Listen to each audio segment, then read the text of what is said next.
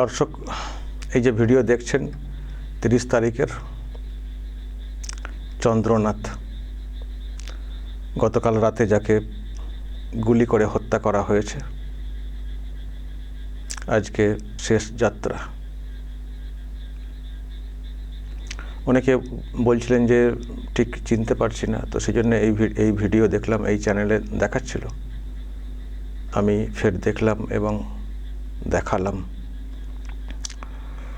খুবই কষ্টের, আমারও খুব কাছেরই বন্ধু, মেনে নেওয়াটা খুব কঠিন। তরতাজা একটা যুবক, খুব কষ্টের, খুব কষ্টের।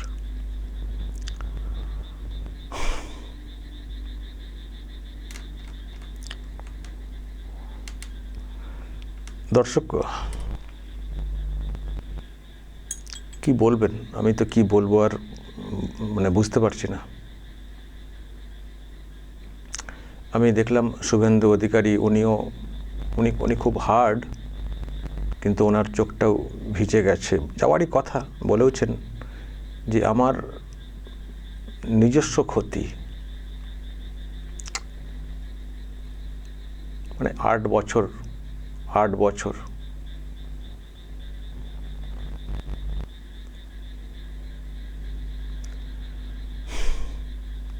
বিচার তো পেতেই হবে, বিচার তো পেতেই হবে।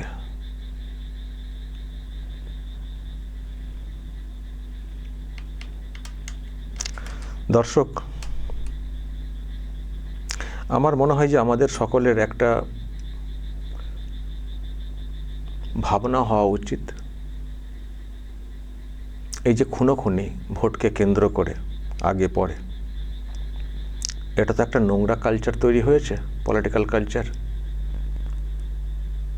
তো এটাকে শেষ করতে হবে, এটাকে শেষ করতে হবে। আমরা চন্দ্রকে হারিয়েছি, আরও অনেকেরই প্রাণ গেছে, এবং অদ্ভুত ব্যাপার, যারা পরিবর্তন এনেছে তাদেরই সব প্রাণ চলে যাচ্ছে।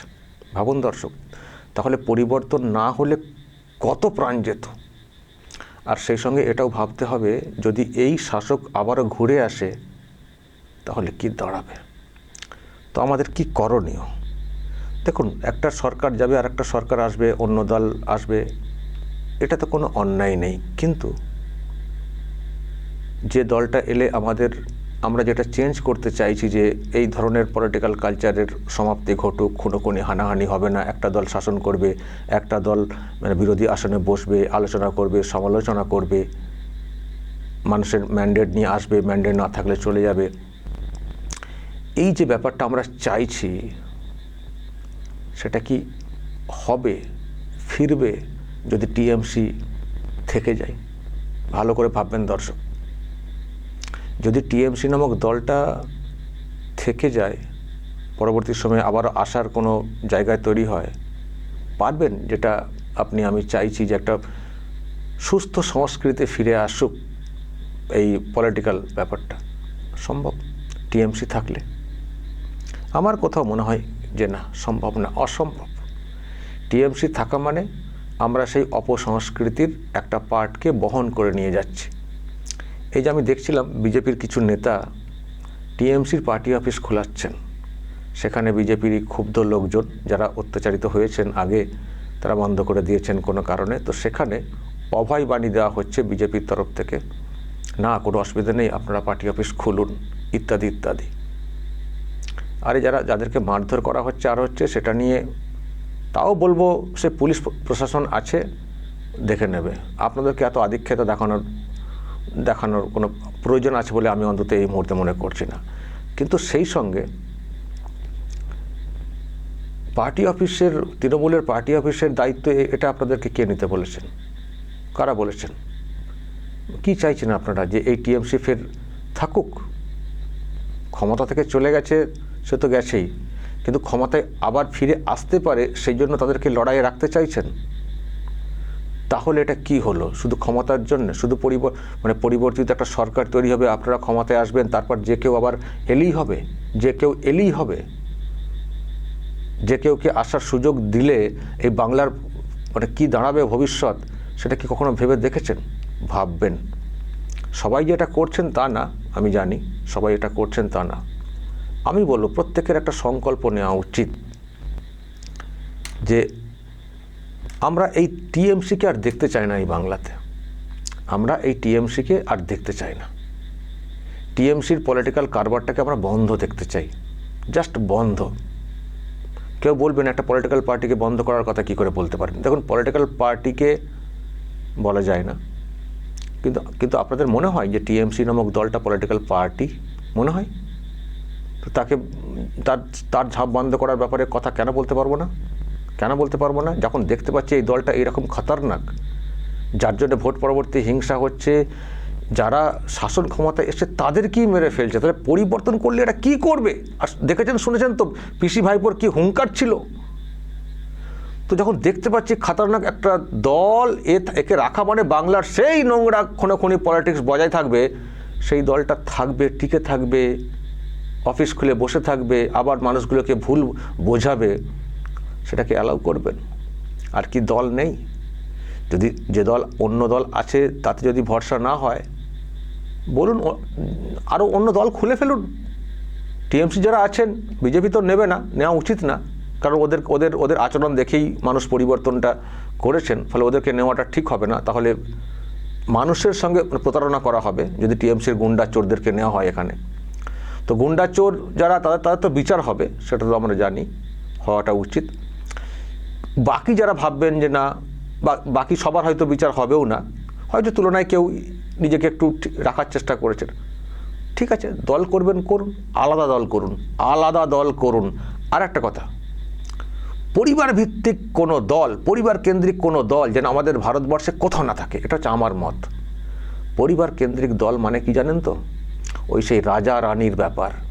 ঠান্ডা ঘরে বসে থাকবো, একটা করে ফতোয়া দেবো, সেই ফতোয়া নিয়ে গ্রামাঞ্চলে সব হই হই রই রই করবে একটা অংশ, মরলে তারা মরবে, মারলে তারাও মরবে, মারবে, জেল খাটবে ওরা, আমরা ঠান্ডা ঘরে বসে মজা দেখব আর কাটমানিটা বুঝে নেব। এটা হচ্ছে কালচার এই পরিবার কেন্দ্রিক দলগুলোর। ফলে এই পরিবার কেন্দ্রিক দল আর যেন বাংলায় অ্যাটলিস্ট না হয়। অনেক দল আছে তো, সাংগঠনিক দল তো আছে, যারা একসঙ্গে বসে সিদ্ধান্ত নেয়। আর পরিবার কেন্দ্রিক দল কি করে? ওই একটা চালাতে বসে নিজেরা সিদ্ধান্ত নেয় আর বাকিদের উপরে চাপিয়ে দেয়। নেতা নেত্রীরা তারা নিজেরা একজন দুজন বসে সিদ্ধান্ত নেন আর সবটাই দলের মত বলে বাজারে বিক্রি করেন, তাদের বাজারে বিক্রি করেন। এইসব চাই না। এইসব যত থাকবে ততই এইরকম অশান্তির পরিবেশ টিকে থাকবে। আমরা এই পরিবার কেন্দ্রিক দলের নিষ্পত্তি চাই, নিষ্পত্তি বলতে পুরো মিটিয়ে, পুরো ঝাঁপ বন্ধ দেখতে চাই পরিবার কেন্দ্রিক দলের। সেই জন্য যারা টিএমসিতে আছেন, যদি মনে হয় পলিটিক্স করব, এখনও পলিটিক্স করতে কারো ক্ষেত্রে বাধা দেওয়াটা ঠিক না, কিন্তু দয়া করে এই টিএমসি নামক দলটা করবেন না। দয়া করে টিএমসি নামক দলটা করবেন না। আপনারা যদি অন্য কোনো দলে যুক্ত হতে চান হতে পারেন, যেখানে আপনাদের অপশান খোলা থাকবে। না হলে নিজেরা একটা সাংগঠনিকভাবে বসে, ওই একটা মুখ একজন পরিবার কেন্দ্রিক না, আবারও বলছি, বসে নতুন দল গঠন করুন। দরকার হলে সেটাকে আমরা প্রচারে দেব, একটা বিরোধী দল হিসেবে।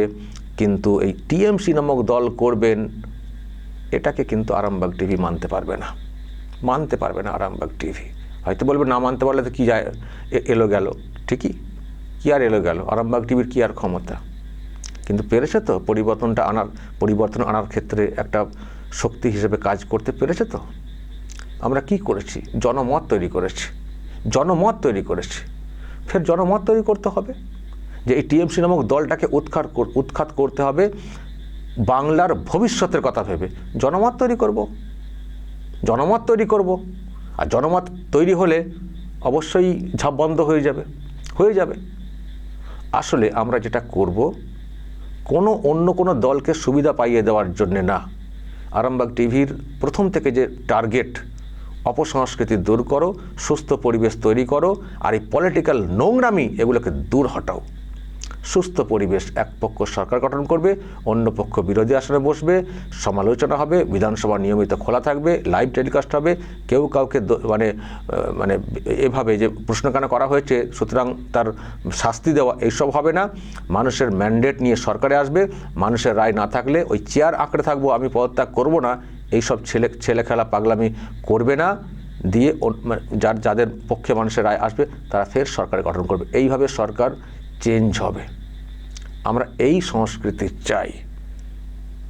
আর বাকিরা সব যে যার কাজে ব্যস্ত থাকবেন, সবাইকে পলিটিক্স করতে হবে এমন কোনো মানে নেই। আর পলিটিক্যাল ব্যাপার নিয়ে দিনরাত ওই একই চর্চা হবে, এইসব না।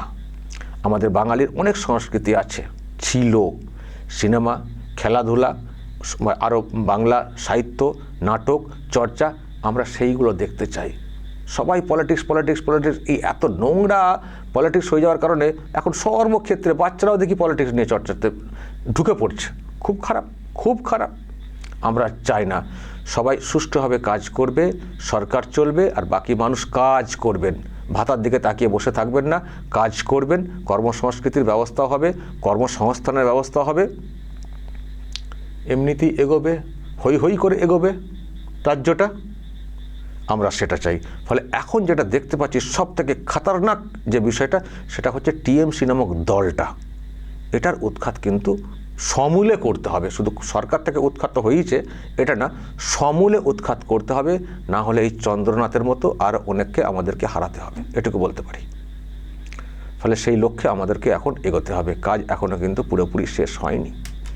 দর্শক বলবেন যা বলার এবং নজর রাখবেন আরামবাগ টিভিতে।